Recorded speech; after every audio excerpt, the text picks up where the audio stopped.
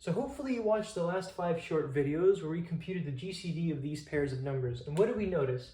The GCD of 5 and 10 was 5. The GCD of 12 and 36 was 12.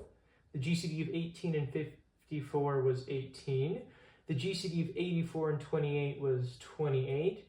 The GCD of 140 and 35 was 35. And what do you notice about these values? Well, you notice that the GCD of all of these is equal to one of the given numbers, right?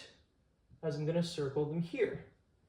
And you notice the order of these numbers doesn't matter, that whether we write them on the left or the right, it's the same. So this begs the question, when is it true that the GCD of some numbers A and B is equal to, let's just say, A? Doesn't matter if we ask A or B. When is the GCD of numbers A and B equal to A? In asking this question, when is the GCD of any two numbers equal to one of the numbers, you should have noticed that just in just a few of our examples, the largest number of the two is a multiple of the smallest number. 10 is simply 2 times 5. 140 is simply 4 times 35. So you should notice 140 is a multiple of 35 and 10 is a multiple of 5. So the question that we really want to answer is the GCD of A and B equal to A when A divides B? So in order to prove this statement, let's first write it as a typical mathematical statement, which is going to be for all A, B, since we shouldn't care what A and B are, if A divides B, then the GCD of A, B is equal to A. Right.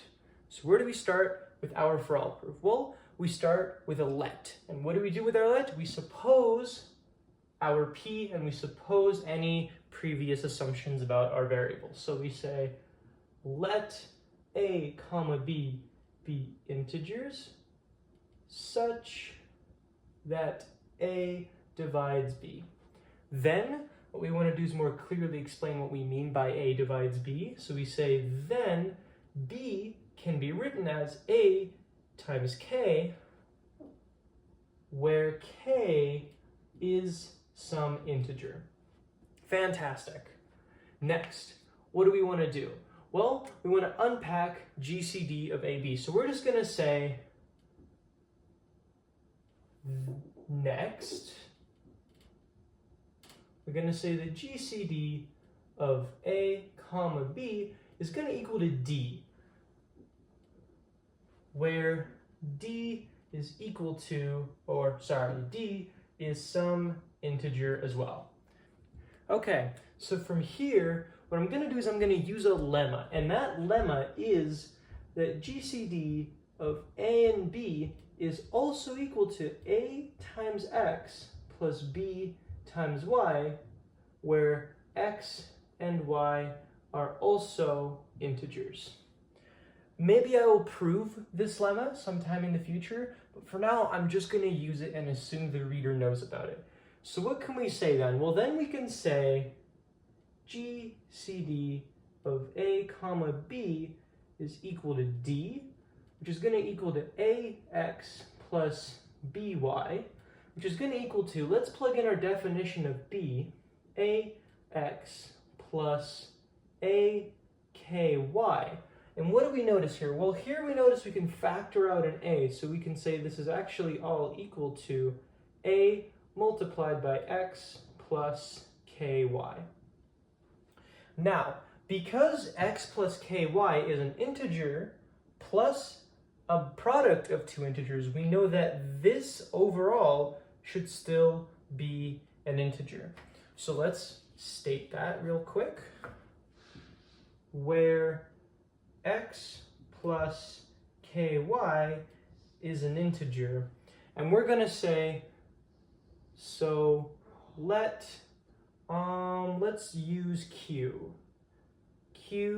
equal to X plus KY, then Q is also an integer.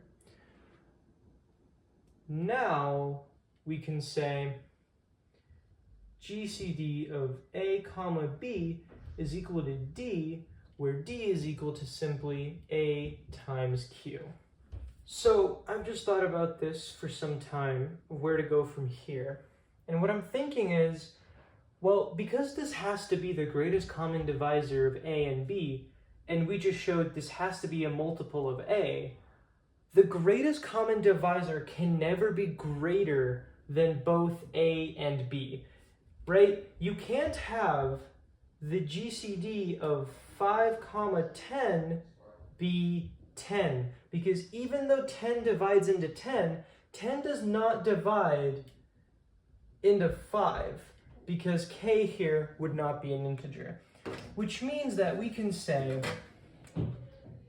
D cannot be greater than A, because then D would not be the greatest common divisor of A.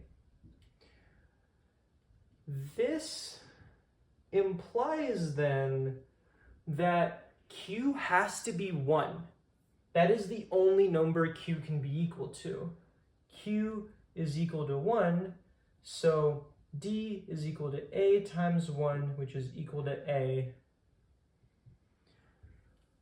So, in conclusion,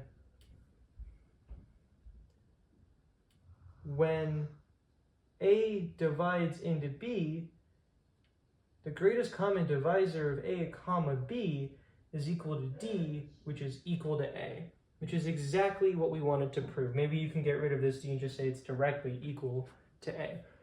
So it's true that when A divides into B, or A divides B, the GCD of A and B is going to equal to A.